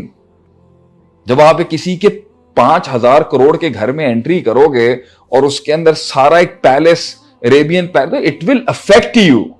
सही, बड़ा स्ट्रॉन्ग कैरेक्टर चाहिए वहां पर इन सब से हट के इंसान को देखने के लिए। और प्लीज डोंट टेल मी फाम मज़बत फयज़बु जुफा, झाड़ तो तुम्हें पता है किस तरह इधर उड़ के जाती है। कितने लोग होंगे जिनकी बेस, तो वो जब आया भी होगा ना, वो बैठा ही नहीं होगा, और हजरत ने भी नहीं बैठने दिया होगा। इधर भी जो सुल्तान बैठा हुआ, उसने कहा उस गरीब को बोला होगा, हाँ बोल तू क्या बात कर रहा है, तेरे पास इल्म ज्यादा है। और ये भी वहां जब गए होंगे तो उस रंगों के अंदर अपनी कॉम्पोजिशन मेंटेन करने के अंदर प्रॉब्लम हो सकती है ना। बिल्कुल हो सकती है। हो सकता है एक आलिम घबरा गया हो, मरूब हो जाए, मगलूब हो जाए, और ये भूल ऐसा होता नहीं होगा। आई एम नॉट, देखिए मैं हमेशा दिफा इल्मी बेंच का करूंगा, बट टॉपिक बहुत चीज जगह चला गया। इट कुड बी पॉसिबल के घबराहट है ना, एक इंडिफरेंस है। आदिल भाई मैं आपके घर में आया हूं, आपने स्टार्टिंग में शेर रखा हुआ है। देखिए है तो इंसान ही ना, इंसान इंटिमिडेट हो सकता है। ह्यूमन बीइंग सर, खोलेकल इंसान हो, ज़ईफ है हबीबी के, ये तो आपको समझना पड़ेगा ना। तो वो हो नहीं सका, और जब उसने कोशिश भी की है ना, मतलब एक आलिम को आप पैंट शर्ट पहना दे, ये आप चाहते हैं, चलो वो मतलब पैंट शर्ट ना, मैं अब इसको रिलेट कर सकता हूं ना, जैसे जब मैं पहली दफा आजकल वैसे मैं एक और बात भी करना चाहूंगा, ये बात लगेगी बहुत ज्यादा। आजकल मैं बहुत ग्रेजुएट्स को देख रहा हूं जो दीनी ग्रेजुएट्स हैं, ठीक है, वो अपनी ड्रेसिंग से चेंज करके ना शरीयत के उलूम के ऊपर उनकी क्लिप्स आ रही है साहब, थोड़ी बहुत वो अंग्रेजी भी मानने की। I am telling you man, you look very, मतलब मैं किसी को बिलिटल नहीं कर रहा, सही, एक ऑकवर्डनेस आपको फील हो जाएगी। इसकी मिसाल आप ऐसे देख लें कि आपकी किसी ऐसी चीज में जिसमें आपके बाप दादों से चलता आ रहा है सिस्टम, मैं उस डोमेन को क्लेम करके अपना आप बनाने की कोशिश कर रहा हूं, अगर हल्की सी भी गलती होगी आप छोड़ दोगे? कौन छोड़ता है सर? पता जब मैं इस दीन की तरफ आया था और मैं दरसे निजामी के उलूम पढ़ रहा था, तो मैंने किसी के सामने उस तेजी के अंदर एक लफ्ज बोल दिया था, अकबरुल कबायर, एक लफ्ज बोल दिया मैंने, वैसे ये बड़ों में से सबसे बड़ा है। हालांकि ये मासियत के गुनाहों के लिए कहीं इस्तेमाल होता था, या उस वक्त जो भी उनकी थॉट थी, तो वो एक चेहरे पे आ गई थी उनकी कि भाई तुझे नहीं हम एक्सेप्ट, मतलब इट्स, ये उनका था ना जुमला, उनका, हाँ ये उन्हीं का था। उनके लिए मसला हो रहा था ना मुझे एक्सेप्ट करने के, क्योंकि मेरे साथ चार चीजें और भी जुड़ी, बैरियर्स टू एंट्री हैं, बैरियर्स टू एंट्री हैं, ब्लेंडिंग है, मुश्किल काम था ना सर। तो भाई ये तो आज आप उम्मत जो है जो बैठ के सुन रही है वो तो मानेगी ना कि पाकिस्तान की एक मदरसे की इल्मी बेंच हमें कबूल करती है, मानती है हमें। मुश्किल था, और माशाल्लाह वो प्रोटोकॉल्स, वो एहतराम और वो डायलॉग और अपनी औकात में रहने वाली चीजें वो हमने की हैं वहां पर। लेकिन भाईजान मैं भी आज स्विच करके अगर इस डोमेन को फुली तरीके से लेना चाहूं और अपनी दूसरी डोमेन छोड़ूं, तो मेरे लिए इशू नहीं है कोई, इशू नहीं है, लेकिन मकसद फौत हो जाएगा ना। मैं वो बताता हूं कि वो ट्रांजिशन करानी क्यों थी। तो हम वाले इसको मान लें कि भाई ये वाले इधर इसलिए नहीं आते कि ये तो है ही खराब। सही, दुनियादार को आप जितना भी जस्टिफाई कर लें, वो अपनी असल पे नहीं है। मरूबियत, मगलूबियत, ये असल पर नहीं है, मगर जो इर्तिका है आपका जिद्दत में, कंस्ट्रक्टिविटी, तो देखें मसला ये भी तो बात है ना, वेस्ट यहीं पे आके मारता ना यार, बनाया तुमने कोई है नहीं, फलसफे तुम्हारे पास बात वहीं आ जाएगी। तो कुछ वो कहते हैं ना, अभी get successful first then become a philosopher, तो ये यहां से मारेंगे। हमारे खानदानों के भी लोग यही कहते हैं कि यार तेरे पास ज्ञान बहुत है, बनाया की तू, मुसलमान, मैं जो आपने माशाल्लाह इतनी बात की, ये मुसलमान आजकल के कह रहे हैं कि ठीक है, तो अगर इसी इल्म के अंदर सब कुछ था तो बनाया क्यों नहीं? तो बना क्यों नहीं भाई? देखिए ना, मैं आपसे यही कह रहा हूं ना, I will always try to protect them, कि उनका प्रिजर्वेटिव्स पे आप बात नहीं कर सकते कि उन्होंने प्रिजर्व किया इसको। लेकिन इनकी बात भी तो गलत है ना कि केपीआई वो बना रहे हैं कि अगर शरई इल्म था तो वर्ल्ड ट्रेड सेंटर क्यों नहीं बना? ये देखिए, मैं उसका केपीआई था भी या नहीं था? आप मुझसे ये बात तो कहना कि उसने उस फॉर्मेट को तो प्रिजर्व किया हुआ ना, ठीक है, स्टैंडर्ड मौजूद है आज। उसने उससे कुछ बनाया नहीं कंस्ट्रक्टिविटी के अंदर। मैं उसको जस्टिफाई करा सकता हूं बहुत जगहों के ऊपर, अगर कोर्ट में केस जाता है ना, अवाम की अदालत में और पब्लिक की और थिंकर्स की और दुनिया के थिंकर्स की, कुछ नहीं क्यों नहीं। अबे भाई वो प्रिजर्व करने में उसकी जिंदगी इतनी खपी हुई है, कम से कम वो यहां तो ऑनेस्ट था ना कि उसने सोर्स कोड आगे दिया हुआ है। आज तक सनद महफूज है, आज तक उलूम महफूज है, आज तक तफासिर महफूज है, उसको हिफज करके उसको अपने सिस्टम में ह्यूमन फॉर्मेट के अंदर वो मौजूद है उलमा की शक्ल में। इसको तो आप क्रेडिट देना कि उन्होंने ह्यूमन फॉर्मेट में उस सोर्स कोड की बेस को तैयार किया। वो बेस कुछ आप, दुनिया कहती है कुछ बना नहीं सकती, कुछ बना नहीं पाई, कुछ हिसाब किताब नहीं है। देखिए ये सेकेंडरी क्वेश्चन है। अब हम आते हैं इसके ऊपर कि उसको उस कंस्ट्रक्टिविटी में लाने के लिए रिस्पॉन्सिबल कौन है। अगर ये कहते हैं उलमा ही है सिर्फ, तो यार ये ज्यादती होगी जी, क्योंकि इन्होंने ऑप्ट नहीं किया। आपको ये चाहिए था कि आप वहां जाके उनसे सोर्स कोड ले लेते, या अपनी ऑर्गेनाइजेशन और सिस्टम में उसको बड़ा बनाते कहीं। तो शरिया एडवाइजर की कुछ वैकेंसी खुली थी हर इदारे के अंदर ही, मगर अगर वो शरिया एडवाइजर आपने उसी की तरह बिठाना है, वो जो एक प्रोग्राम आता था जिसमें वो एक आदमी सिर्फ बैठा रहता था और उसने उस शो के अंदर कुछ बोलना नहीं होता, तो डोंट कीप उलमा इन योर ऑर्गेनाइजेशन कि सिर्फ दिखाने के लिए जस्ट फॉर द बरका, और जस्ट आप मानो कि भाई उसका पर्सपेक्टिव लेके मैं इसको चलाना चाहता हूं। लेकिन एक आदमी है, उसने कंपनी चला ली है वेस्टर्न उसूलों पर, 1000 1500 2000 की उसकी कंपनी है, उसकी फैक्ट्री है, उसकी कॉर्पोरेट है। आप मुझे एक बात बताएं, एक बंदा बैठ के अमेजोन के ऊपर ऑनलाइन स्किल्स के ऊपर हजारों डॉलर बना रहा है, उसको क्या जरूरत है पूछने की किसी से यार ये हराम है हलाल है? आखिरत उसकी अल्लाह पूछेगा नहीं ना, फ्लो इतना तेज है ना, सही, ऊपर से रिजल्ट आ रहा है। हमारे यहाँ इस दुनियादार तबके का एक प्रॉब्लम ये, वो रिजल्ट ओरिएंटेड इतना है कि वो प्रोसीजर ओरिएंटेड नहीं है। वो प्रोसीजर के हराम हलाल को देखना ही नहीं चाहता। क्रिप्टो ऊपर नीचे हुआ, पैसा आया पैसा गया, खालस, इट डजंट मैटर कि मैं उसको चेक ले लूं, ठीक है। फिर इससे पूछते कि भाई स्ट्रैटेजिकली तुम्हारे पास कुछ कुरान हदीस में है कि मैं इस मसले से निकलूंगा कैसे? तो जब इन्होंने उससे पूछा ही नहीं, उसने आगे से निकाल, वो क्यों निकालेगा? सही बात है। अच्छा, प्लस वो खुद भी जब मैदान के अंदर नहीं है तो वो भी अपना डोमेन तीसरा क्यों खोलेंगे? ठीक है, उन्होंने वही करना है, बुखारी की शरह लिखनी है, मुस्लिम की शरह लिखनी है, और उन्होंने पूरे उसूल में जहां इख्तलाफ है, जहां तफरका है, उसको एड्रेस किया, and the fabric remain the same. बात तो है एप्लीकेशन और स्कोप ऑफ इंप्लीमेंटेशन की। तो इसके अंदर जो भी जाएगा उसे इल्म सीखना है, या इल्म वाला उसके पास आएगा कहने के लिए कि तुम मुझे ले लो? they were always available मेरे हिसाब से। इसने नहीं लिया, नहीं लिया। अच्छा, अगर इसने नहीं लिया और उन्होंने नहीं दिया, मतलब कि मैं अगर मदरसे गया, मुझसे किसी ने बोला तुम क्यों आए हो भाई, कभी नहीं पूछा, बल्कि दे ऑलवेज अप्रिशिएटेड। देखिए मैं 1000 अच्छाइयां, मदरसे के डिफेंस में मेरे पास बहुत कुछ है। बात वही ना, गलतियां भी हों। देखिए मैंने देखें बहुत रिगार्ड के अंदर बहुत बातें की हैं सर, कि जब आप इतने बड़ी बाइज्जत हस्ती को छेड़ रहे हैं ना, इतने बड़े जिन को आप छेड़ने जा रहे हैं जिसने उलूम शरिया को संभाला हुआ है 1400 साल से, तो I think the regard and the respect और वो तमीज और अदब का दायरा बहुत होना चाहिए। आप एक बात डायरेक्ट नहीं उनको नहीं कह सकते। बिल्कुल, this is the red line. हिमा है, हिमा ही कहते हैं ना, ठीक है, there is a red line over here.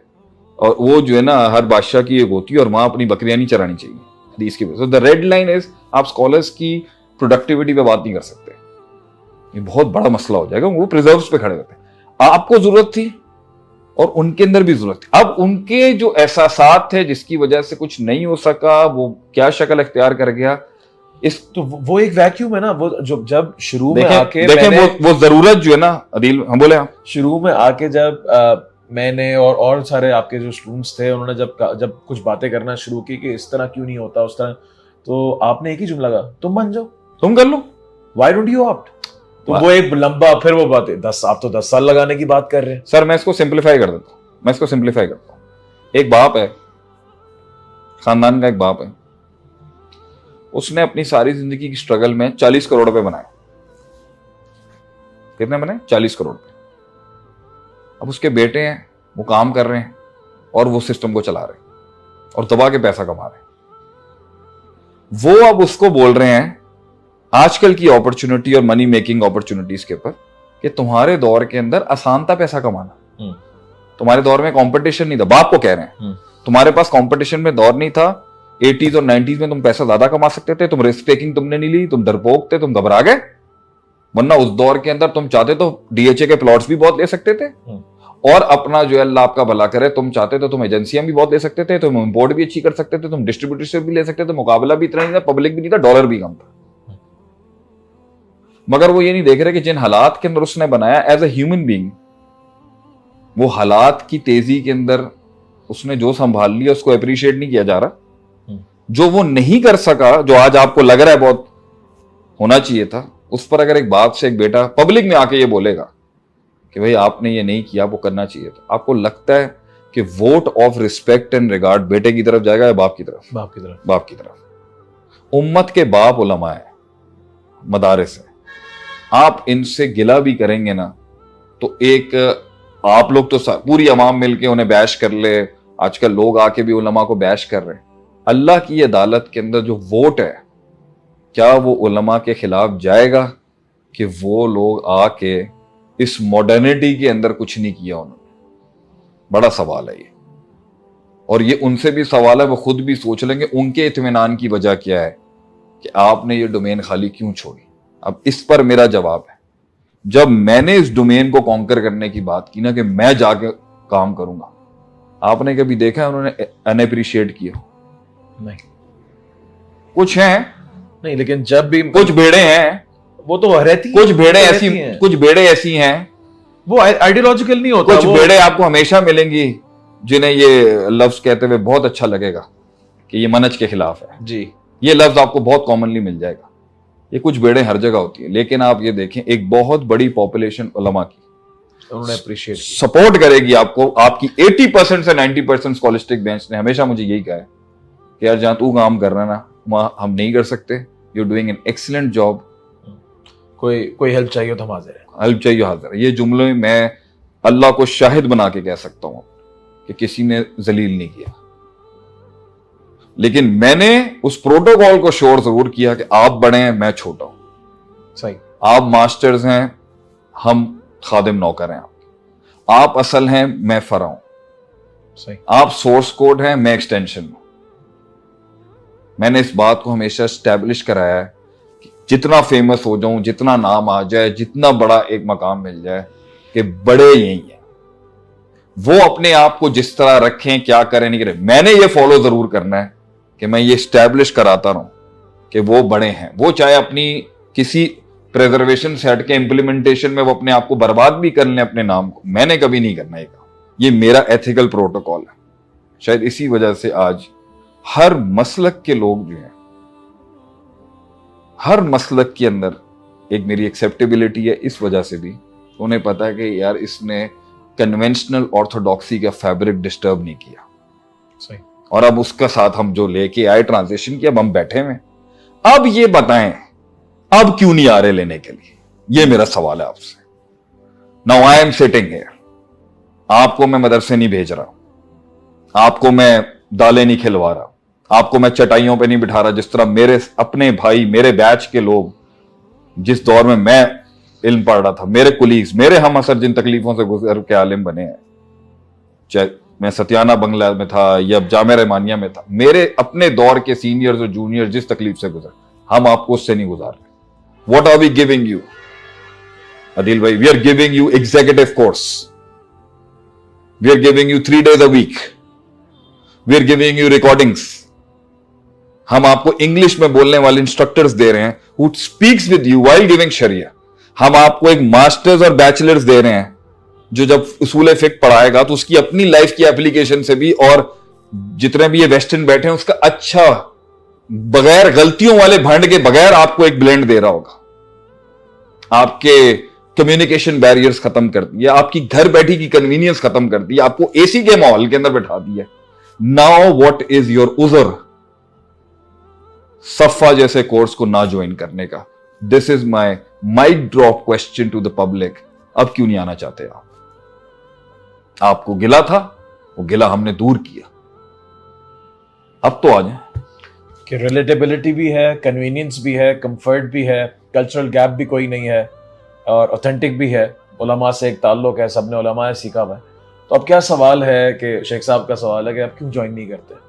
तो मैं समझता हूँ कि इस सवाल के ऊपर मजीद मैं बात ना करूँ आज के सेशन के अंदर, बिकॉज टाइम काफ़ी हो गया और शेख साहब का टाइम बड़ा कीमती है।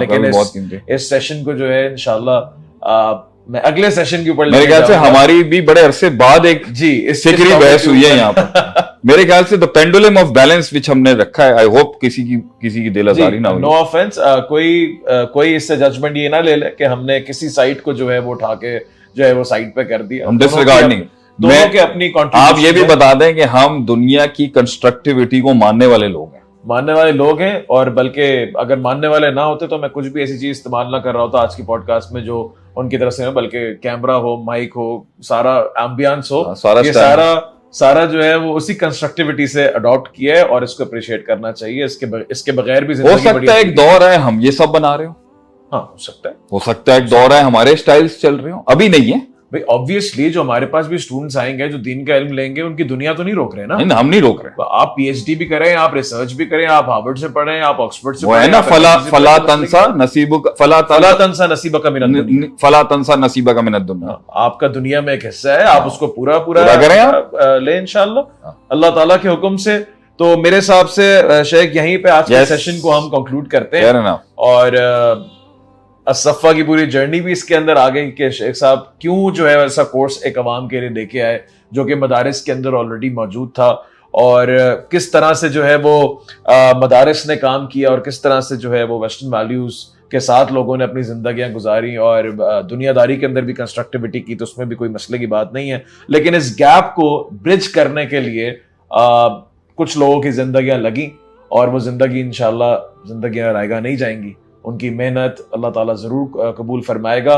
तो असफ़ा degree program it's starting from next month, और हमारे साल के 3 बैचेस आते हैं, और it's a course of 2 years, 4 semesters, major semesters, 2 summer semesters, जिसमें उसूल फ़िक़्ह, उसूल हदीस, अरबिक, ग्रामर, तफसीर, हदीस, विरासत, उसूलुद्दीन, जितने भी उलूम हैं जो दरस निज़ामी के अंदर मदारिस में पढ़ाए जाते हैं, इट्स ऑल ओवर देयर इंशाल्लाह। तो जरूर ज्वाइन कीजिए इसको, और इंशाल्लाह उसके अंदर फैकल्टी शेख साहब खुद भी हैं, मैं भी हूँ, बाकी असातिज़ा भी हैं, और इंशाल्लाह उसके अंदर आप सबसे मुलाकात होगी।